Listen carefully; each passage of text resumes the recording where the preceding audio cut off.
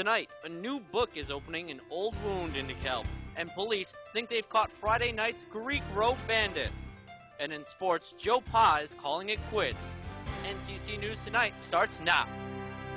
From the Northern Television Center at Northern Illinois University in DeKalb, you're watching DeKalb County's only television news source. This is NTC News Tonight.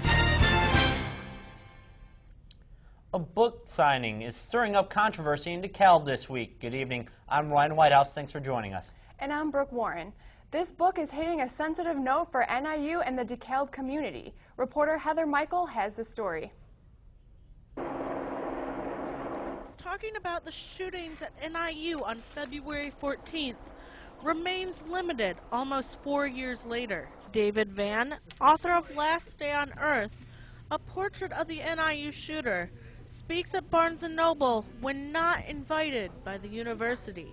Vann felt it was important to mention to the group of people who came out that it was never about turning a profit. It was upsetting to write the book and changed things a lot for me. Though nervous, he felt obligated to come to DeKalb to answer questions. He spent most of the time answering them and then signed copies of his book at the end. He was relieved when it was all over. I thought that a lot more people would be angry that I'd come and that I'd written the book and that they would tell me that. But many who were there understood, including this survivor from the shooting at Cole Hall. People are trying to put their opinion in on, this is why he did it, I know why he did it, when it's like, we don't know, and it happened. We'll never know for sure why the shooting happened, but The Last Day on Earth attempts to chronicle the shooter's life up until the event. From DeKalb, I'm Heather Michael, NTC News. It's clear DeKalb and NIU still have a long way to go in healing from such a tragedy. Yes, it is still a sensitive topic on campus, and understandingly so. Thank you, Heather, for your report. We're shifting now to some crime news. Cops busted a man Friday evening for breaking into a home on Greek Row. Corus Ashford, an 18-year-old from Maywood, allegedly forced himself in with a gun and made off with some electronic goods. It all happened near the corner of Hillcrest and Greenbrier. 2 victims were at home during the invasion, but were not hurt. Ashford is now in DeKalb County Jail. Police are still looking for a second suspect. Police are warning Sandwich residents to make sure they lock up their cars at night after a string of car break-ins last Tuesday. Burglars got into 12 cars in all and got away with several items, including electronics, sporting goods, credit cards, and cash. Police are estimating the loss to be about $15,000. If anyone has any information on the crimes, please call the Sandwich Police Department at 815-786-7261. A doctor at the Salk Medical Clinic in DeKalb might lose his physician's license. Officials are investigating Richard Ng for violating the Drug Enforcement Act. He allegedly gave prescriptions to his patients without examining them. Several of them even died as a result. Ng's hearing was supposed to take place this week in Chicago, but is being delayed at the request of Ng's attorney. The rescheduled hearing will take place at the end of January. If convicted, Ng will lose his license until July 2014. NIU students looking for off-campus housing will have a new option soon. A Chicago-based real estate developer is buying the DeKalb College Square property and plans on renovating the buildings. Renovations are moving forward, however, there are still a handful of tenants with valid leases who will not be disturbed by the renovations. The plan is to take the apartments and turn them into a luxury student residence. The apartments will include hardwood floors, upscale appliances, a fitness center, lounge areas, and key card access security when finished. The units are slated to be finished and open to students by next fall. Twilight fans have their chance to discuss the relationship between Bella and Edward here at NIU. NIU Women's Resource Center is hosting a talk entitled Twilight, Romance and Power. The talk is about an on-screen romance, depicts and distorts relationships. It will take place next Thursday in the Illinois Room of Home Student Center from 7 to 8:30 p.m. All are welcome to attend. Halloween is wrapping up, but it is still helping benefit downtown DeKalb. Brooke, you got a chance to make it downtown to Spookfest, right? Yes, Brian, and the turnout was huge. More and more people are celebrating it every year. Halloween is now the second most popular holiday in the United States, and it brought hundreds of families to downtown DeKalb. The trick-or-treat spooktacular brought out people from all age groups dressed in their best costumes, even the dog. Each year, participating businesses hand out candy to the trick-or-treaters that walk by. Lindsay Engelsman from Renew DeKalb says the trick-or-treating started to bring more people downtown. We get about 500 to 700 kids every year and their parents, so we've got, one parent per child. It's, about 1,400 people coming through in 2 hours. Not only are DeKalb families here to trick-or-treat, they're also helping support local downtown businesses.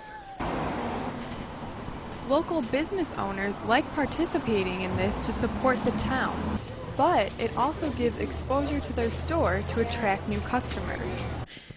It kills the business during the time, but it brings in new people after the fact. Some stores try other ways of bringing more customers back. A lot of our businesses will offer special treats for the parents as well, a little bounce back coupon for them to come back and use it as a later date. The downtown trick-or-treating provides a safe environment for children while also benefiting the small businesses. From DeKalb, Brooke Warren, NTC News. Wow, what a turnout. Yes, and now downtown shops are gearing up for even more holiday events. Sounds exciting, and we'll have more for you later relating to the upcoming holiday season and all the temptations that come along with it. But first, let's take a look at the weather. Eric Burke joins us now. This rain has been relentless and looks like it's turning into snow. So what's been going on out there? Are we going to be able to make snow angels tomorrow morning? I'm sorry, but no snow angels tomorrow morning, as we'll see very little to no accumulation into tomorrow. Seeing a few flurries mixed in with our rain showers as well, and into tomorrow. We only hit 39 degrees as most of northern Illinois hovers right around 40. Still looking at a rain-snow mix to start off your day, but I'll have more in our big picture forecast coming up. You're watching NTC News Tonight.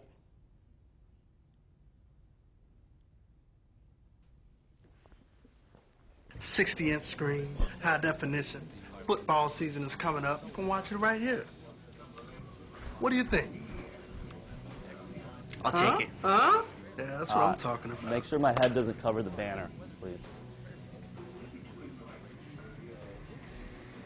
You're right. I don't need it. Yeah, no, leave it, nope.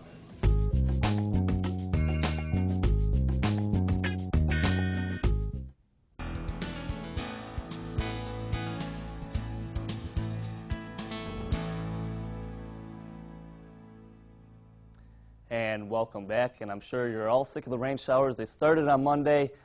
Even seeing them today, we've seen almost 2 inches since Monday. Lucky for you, you're going to get a reprieve, but it's going to come in the form of snow flurries. More on that in just a second. A lot going on across northern Illinois, weather-wise that is. All these purple shaded counties. This is actually a wind advisory. We're going to see sustained winds out of the west-northwest, 25 to 35 miles an hour, also gusts up to 45. Also, the Fox River is causing a flood advisory for Kane, Kendall, and portions of Will County is expected to reach a height of 12.6 feet by Friday. Flood stage for it is 13 feet, so keep an eye if you do live near the Fox River. Also, a quick note, always, when driving, if you see a flooded road, turn around and find an alternate route. Quick look at today's numbers, 52-year high. We actually hit this at 9 o'clock this morning. Low 35, and we hit this at about 3 in the afternoon, so right around normal, however, slightly deceiving numbers. Sunrise at 6:37, sunset at 4:40. Now, I normally wouldn't mention this, but really some of you are feeling the effects of daylight savings time ending. You wake up for work, it's dark, you get home, and it's still dark. That's not right. Current satellite and radar showing a long line of showers and thunderstorms all the way down from Michigan to Alabama, and this is all based on a bombing low-pressure system that's centered right now between Illinois and Indiana border. And if we zoom into our area, these are actually heavy snowstorms across most portions of northern Wisconsin and even parts of upper peninsula of Michigan. Lucky for us, we're just seeing snow with a few snow flurries and rain mixed in as we're right on that rain-snow line. Quick look at the visible satellite, and this is a unique feature. This is actually a dry slot based the dry air wrapping around the low and just feeding these snowstorms. You see some of these higher and very cold cloud tops continuing to dump snow on Wisconsin and Michigan. Here's a view at MLK Commons, and looking pretty damp and dreary out there. 36 right now at DeKalb Taylor Municipal Airport. Feels like 24 with the wind chill, with a gusty wind out of the northwest, 29 miles an hour. And look at that barometer, 29.44 inches of mercury, bombing low pressure system really affecting us, and just a quarter-inch in the bucket as of this morning. Surface map showing that low and the log cold front associated with it. Here's all the snow showers. It is going to scoot out of here, and it's going to get out of here in a hurry. Unlucky for most areas to our north, they are going to see wraparound snow and rain showers. And here, this little clipper system is actually our next weather threat. Not going to affect us until Sunday in the form of showers, as we're actually going to see clear skies starting Friday and working into Saturday. Forecast for tonight, that rain-snow mix continues into your evening hours, making it particularly dangerous when driving, so you commuter students really be safe on the way home. Winds die down late, right around 6 o'clock. They'll taper off to winds 10 to 15 miles an hour and a low of 28. Tomorrow morning going to be one of those mornings where you wake up under your comforter and you really don't feel like getting out of bed and doing anything. Tomorrow, the snow flurries will turn to rain as we warm up, stopping around lunchtime. Mostly cloudy skies and windy, high of just 38 degrees, winds out of the west-northwest, 10 to 15 miles an hour, and into tomorrow night, partly cloudy skies. Rather chilly, low of 26, slight wind shift as winds shift west-southwesterly, 5 to 10 miles an hour. Remember, you can catch this broadcast as well as our previous broadcast, Department of Communications website. Add us as a friend on MySpace, or you can follow us on Facebook. More importantly, here's a look at your next 5 days. I'll step out of the way so you can see this here.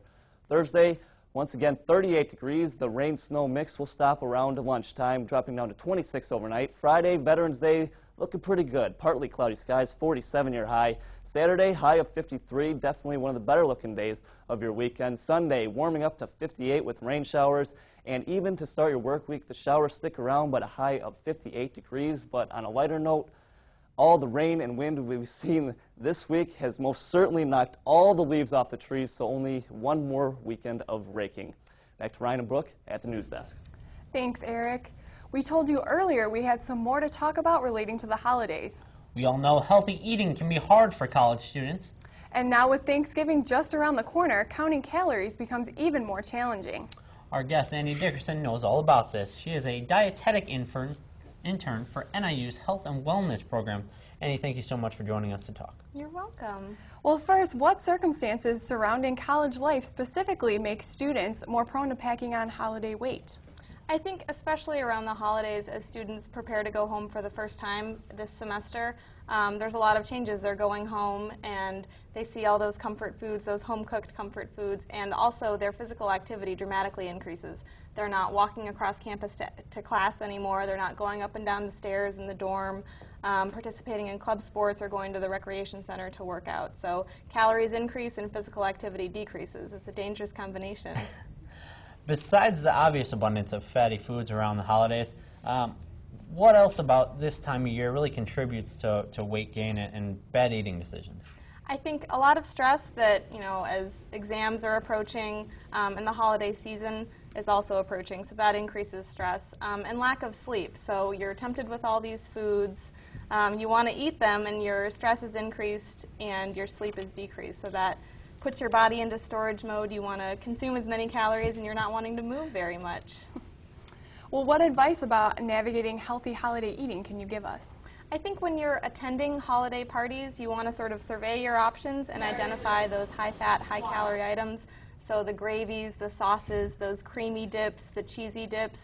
And you don't need to eliminate them altogether. It's just moderating your portions, choosing a smaller portion, and then loading up your plate with those more nutrient-dense, low-calorie items that have a higher vitamin and mineral content, like the fruits and the vegetables and the whole grains. Okay, and you touched on it a little bit. Lastly, since the holidays are full of stress, what kind of foods do you really suggest to help fight some stress? I think, yeah, again, trying to incorporate those popular vegetable dishes and making some substitutions in there. So we all love the mashed sweet potatoes, the green bean casseroles, carrots, things like that. But it's making the substitutions, not adding the cheesy sauces and the gravies to them, but trying different alternatives, plain yogurt, sour creams, low-fat sour creams, apple sauces, things like that, and seasonings instead of the butters and cheesy dips. It can make a big difference. And we know you guys take this topic seriously and do a lot this time of year to educate students on its importance. Matter of fact, you'll have a table full of information at Stevenson Hall coming up soon, right? Yeah, we're hosting a lobby event at Stevenson Hall next Wednesday, November 16th from 4:30 to 5:30, just there in the lobby outside the dining area. So come by and ask questions. We'll have some handouts and some tips, and we're open to suggestions. Well, thank you for taking time out of your schedule to speak with us today. You're welcome. The latest state and world news is next.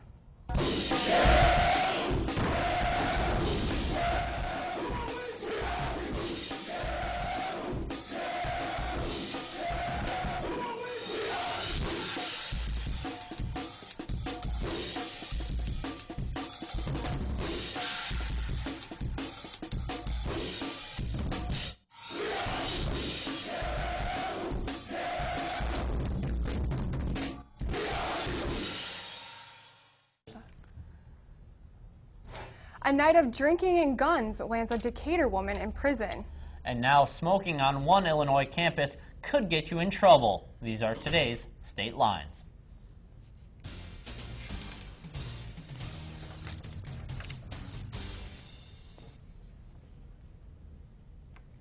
A Decatur woman whose stray gunshot accidentally killed a man watching his TV in his apartment has been sentenced to 3.5 years in prison. Matisha Houston fired her husband's gun at a tree in their backyard during a night of drinking last year. One bullet strayed through a window and struck the man. Another child has been killed by a falling television, the second time it's happened in Chicago or the suburbs in the past 10 days. Police say a 3-year-old Chicago girl died last night after a TV fell on her head while she was playing with her brother. A boy in Arlington Heights died last month in a similar case. University of Illinois students are voting online this week on whether they like a complete smoking ban on the Urbana-Champaign campus. The vote is non-binding, but a university spokeswoman says the campus will likely consider the issue if students vote in favor of it. Chicago's police superintendent posthumously restored the star of an officer to a woman who investigators say was beaten to death by her teenage grandson. Officer Hester Scott was stripped of her police powers in 2007 after the boy accused her of abuse. Social workers found no basis for the accusation. A European leader vows to call it quits. And back in the U.S., one state changes its mind over workers' rights. Here's what's happening in today's World Watch.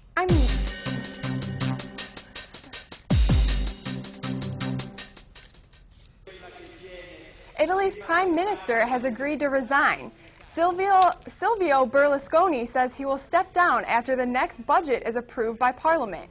The news came hours after Berlusconi's government passed a key budget vote, but fell 8 votes short of a majority. The 75-year-old prime minister has come under increasing pressure to resign after weathering a series of sex scandals and corruption trials during his 3 terms in office. When talk about the Israel possibility of is calling on Iran's pursuit of nuclear weapons. The call follows a tough report on the UN Atomic Agency outlining what it says are Iranian activities clearly aimed at developing nuclear arms. Israel's Prime Minister's office says it confirms Israel's long-standing claims about Iran. A ballot measure in Ohio has given labor unions one of their biggest victories in decades and showed unions are still a potent political force that can't be ignored. Voters have turned back an Ohio law that curbed collective bargaining rights for the state's public workers. Herman Cain says allegations of sexual harassment won't force him to drop his presidential effort. At a news conference yesterday, Cain said he doesn't even know the woman who accused him of groping her. She says it happened more than a decade ago after she met with him about finding work. Cain calls the woman's story a fabrication. And that's today's World Watch.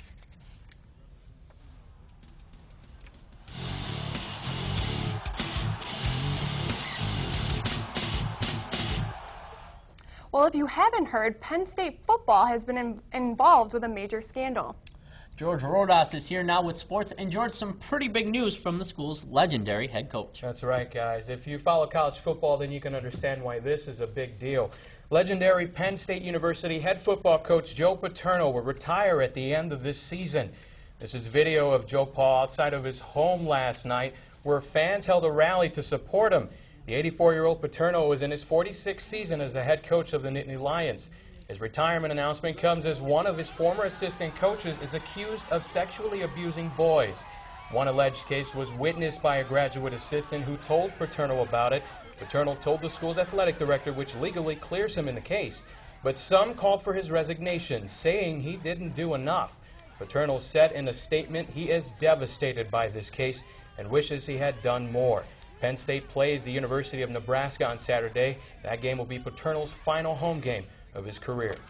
Sticking with college football, the NIU Huskies invaded Bowling Green last night looking for their 5th straight win. Quarterback Chandler Harnish had a good game, throwing for 294 yards and rushing for over 150. Bowling Green did gain some momentum before the end of the first half, scoring with 14 seconds left, but the second half was all NIU. The final score, Huskies win 45-14. The NIU women's basketball team also played last night, but unlike the football team, the outcome wasn't as good.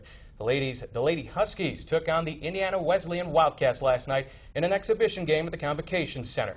NIU led the game at the half, but the Huskies could not hold on as they were outscored 39-28 in the second half.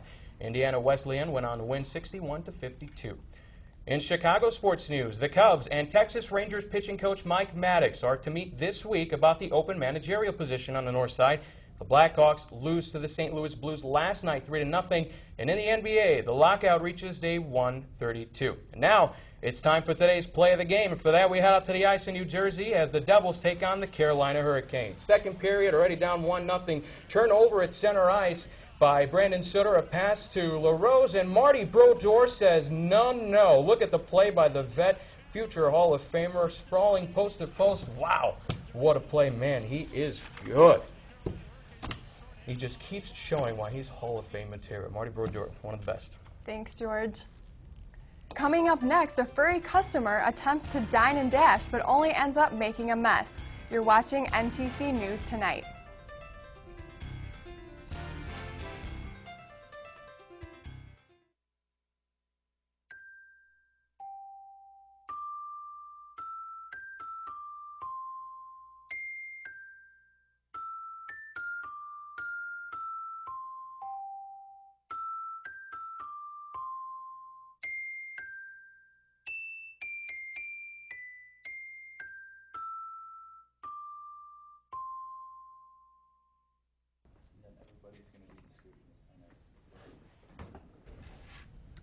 Some restaurants require reservations, some have a waiting list. And in Atlanta, one unlikely customer couldn't be bothered with either. Watch the top portion of the screen. You can see a deer jump through the glass entrance at this cafe and into the restaurant dining area. Then he takes it on himself to take a look around, startling an unsuspecting employee. The worker runs outside, but the deer manages to slip through the door behind him. It took off into the parking lot. Apparently, the animal was not hurt. It may have gotten word that hunting season has started in Georgia. That's pretty funny. It's pretty good. NTC News Tonight is produced and directed by students here at Northern Illinois University. You can find our broadcast on the NIU Communications Department website. We want to thank you all for being with us. Enjoy the rest of your evening. We'll be back the same time tomorrow. Goodbye, everyone.